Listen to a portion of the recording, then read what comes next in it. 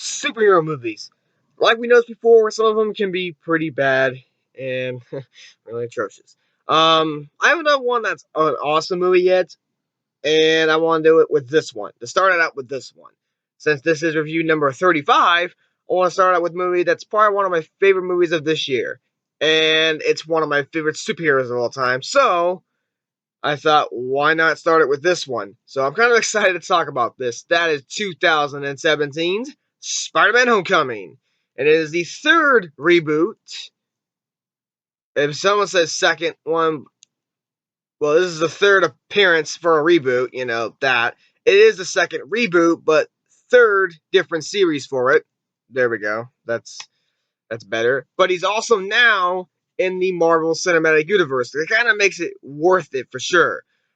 This movie stars Tom Holland, Michael Keaton, Jon Favreau, Zendaya, Donald Glover, and Robert Downey Jr. Yeah, he's in this movie too, and it kind of helps.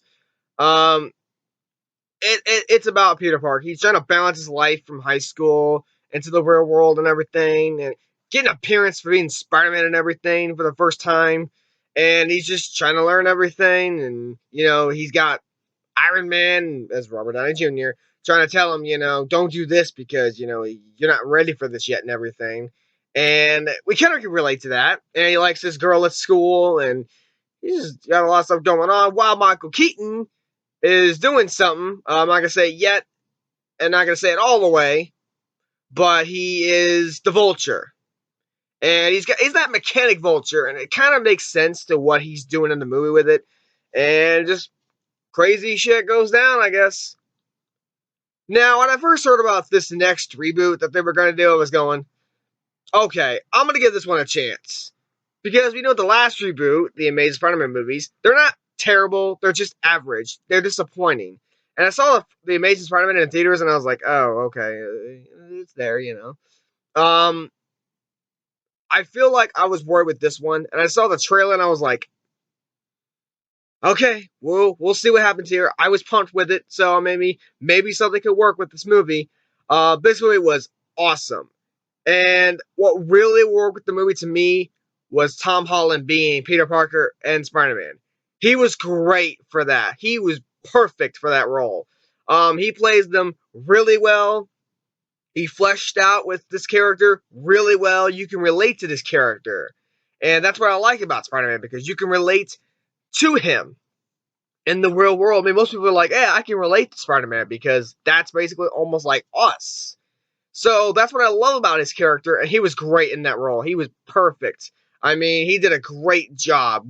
I mean, in Civil War, I was like, oh, hell yeah. But in this, I was just, as a movie himself, it was perfect. It was right on score.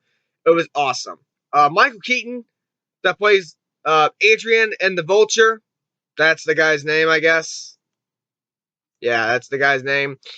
He was awesome. Probably one of my favorite Spider-Man villains with Doc Ock in Spider-Man 2. He played that role perfect. He plays Batman from the original series long ago, but as a villain, he worked it to the top. He was awesome. His character, I understand his character. He had a reason to it, and actually, it's like he's selling weapons and everything. He got pissed because someone did something, and now he's got he's basically just getting weapons and selling them or something like that, and he's just taking them and all this, and or mechanic stuff, whatever all this is. You probably know what it is, probably for sure. I like this villain. He had a reason for it, and I understand it. And I was happy with it. Jon Favreau was also great. Zendaya was great. Robert Downey Jr. as Iron Man and Tony Stark. He was awesome. He's barely in much of the movie. I was like, don't make an appearance as that, but I liked him. He was awesome in the movie as well. I mean, who would you not like? Robert Downey Jr. He's always awesome. But the acting overall, as I can tell you, was awesome. It's spot on. There's a little hiccups at time to time for some, but they did great. And his Aunt May in this one was really good as well. And it was Marisa Tomei. She was great as well. Donald Glover, that plays Aaron Davis, is a criminal looking to purchase the weapons. He was great as well.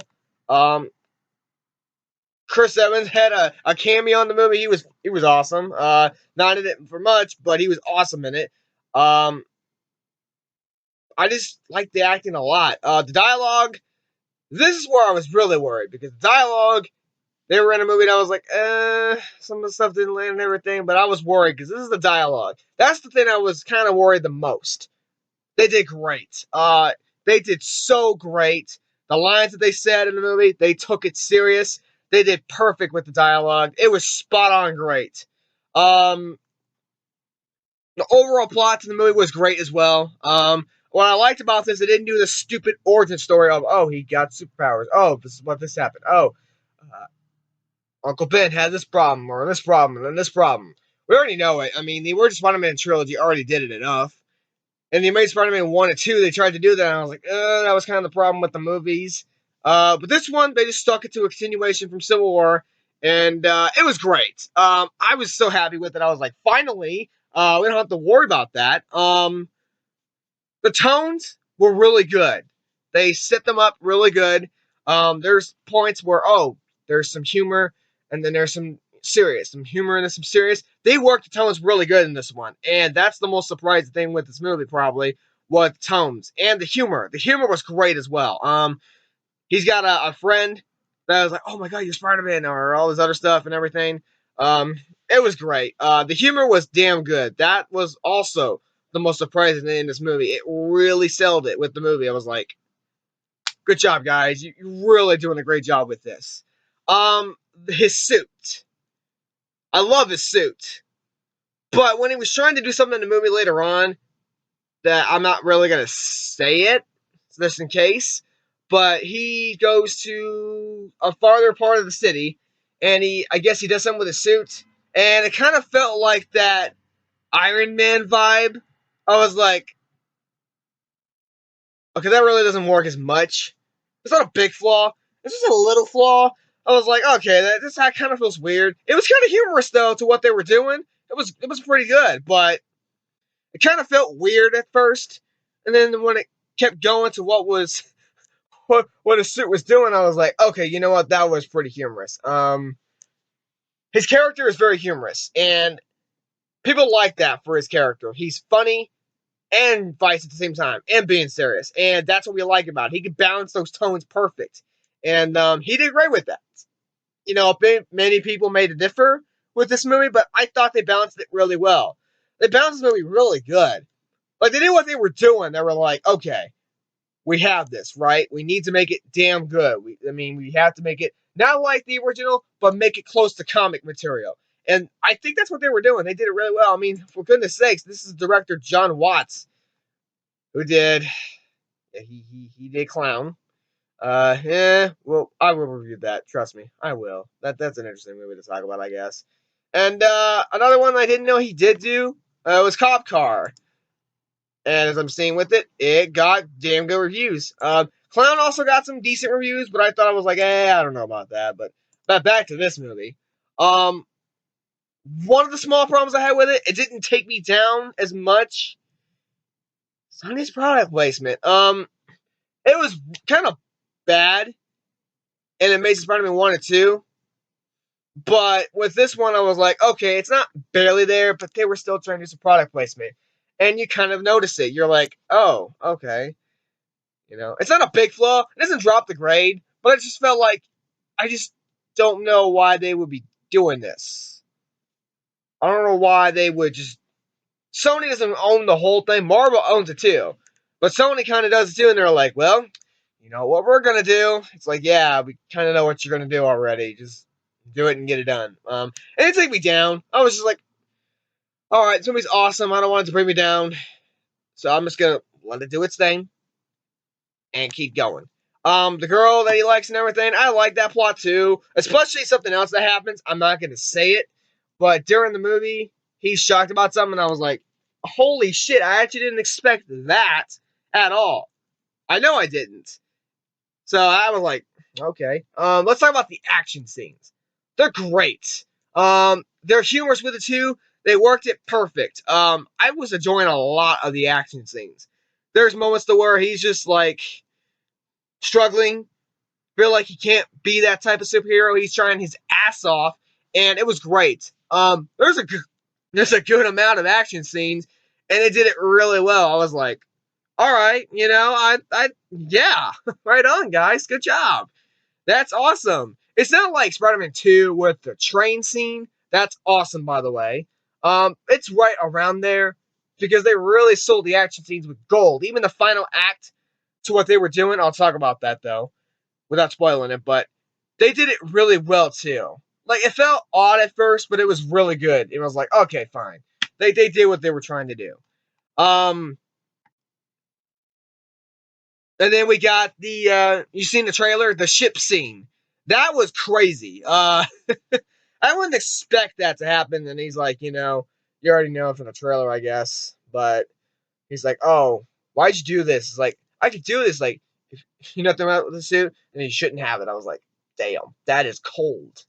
That was really cold. And then we get to the third act, and it got crazy. There was a couple twists. Well, one twist, to be honest. And then they had the big action scene with him and Vulture. That was great.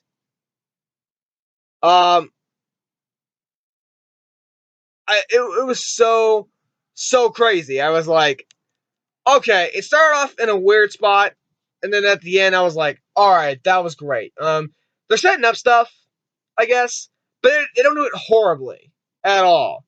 Like they knew what they were doing. This movie really sold itself. Try its ass off. People might not like this movie, but that's understandable. I mean, shoot, everyone's own different opinions on their movies. Holy shit! I mean, come on now. I mean, I do. This one was awesome, though, even with its ending, because it really was like, okay, this is what we're gonna show you. This is what we can do with this. And the action scene was pretty cool. I really enjoyed it. And the villain, like I said, had a reason to what he was doing. I totally understand it, and I like the villain too. So I mean, it has its moments in it. But I mean, this movie did a great job. Even with Zendaya, the way her character tries, I guess she's in the movie, and the way it kind of tries to, without saying it, kind of sets up at the end of the movie for the next one. That was pretty cool too. And Jon Favreau was like, oh, he's like part of the, I guess, with Tony Stark's company and everything. I guess I was like, or the Avengers type of thing. I was like, that is pretty cool. He was kind of humorous a little bit. It was interesting. I really liked it a lot. But I mean, overall, I mean, without saying spoilers, I didn't mostly for the most part. This movie was awesome. I mean, it really sold it what it was trying to do. It's probably my second favorite Spider-Man movie of all of them. Spider-Man 2, without a doubt, is still the top. But it's Spider-Man 2 and then Spider-Man Homecoming. Those are the two that really sold its movie premise and its superheroism for Spider-Man. It was great.